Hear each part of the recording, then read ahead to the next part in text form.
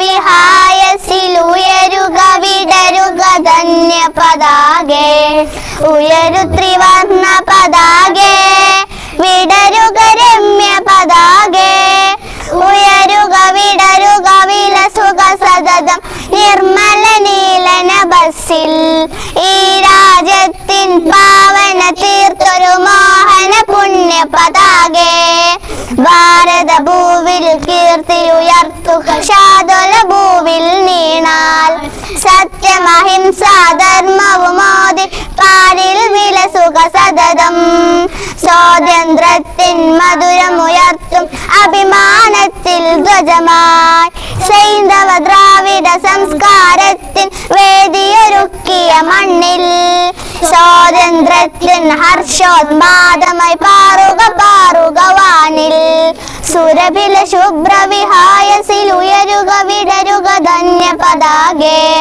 ഉയരു ത്രിവർണ്ണ പതാകെ വിടരുക രമ്യ പതാകെ ഉയരുക വിടരുക വിലസുക സതതം നിർമ്മല.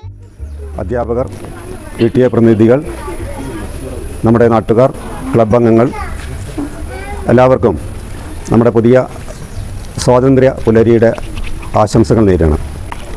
ഇന്ത്യ നമ്മുടെ രാജ്യത്തിൻ്റെ 78ാമത് സ്വാതന്ത്ര്യ ദിനമാണ് ഇന്ന് നമ്മുടെ രാജ്യം ആഘോഷിക്കുന്നത്. നാടിൻ്റെ എല്ലാ ദിക്കിലും എല്ലാ മൂലയിലും ഇന്ന് നമ്മുടെ ത്രിവർണ്ണ പതാക പാറി പറന്നുകൊണ്ടിരിക്കുകയാണ്. നമ്മുടെ രാജ്യത്തിൻ്റെ സ്വാതന്ത്ര്യം നേടിയിട്ട് 78 വർഷങ്ങൾ കഴിഞ്ഞു. നമ്മുടെ ഇന്ത്യയുടെ ഇപ്പോഴത്തെ അവസ്ഥ നമുക്കെല്ലാവർക്കും അറിയാം. നാനാ ജാതി മതങ്ങൾ ഒത്തൊരുമിച്ചുകൊണ്ട് ഒരു മാലയിൽ കോർത്ത പൂക്കളെപ്പോലെ സാഹോദര്യത്തോടു കൂടി ഇന്ന് രാജ്യത്ത് ജീവിക്കുകയാണ്.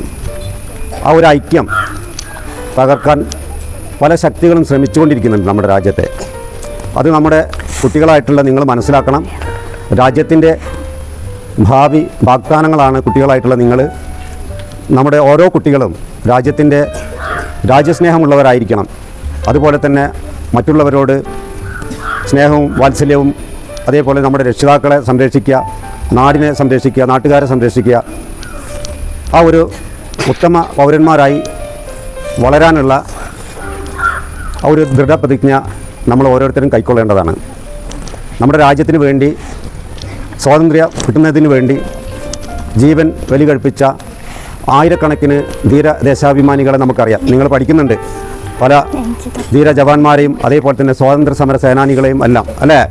ഗാന്ധിജി, നെഹ്റു, പട്ടേൽ, സുഭാഷ് ചന്ദ്രബോസ്, അങ്ങനെ ഒരുപാട് നമുക്ക് പറഞ്ഞാൽ തീരാത്ത അത്രയും മഹത് വ്യക്തികൾ നമ്മുടെ സ്വാതന്ത്ര്യത്തിന് വേണ്ടിയിട്ട് ജീവൻ ത്യജിച്ചവരാണ്.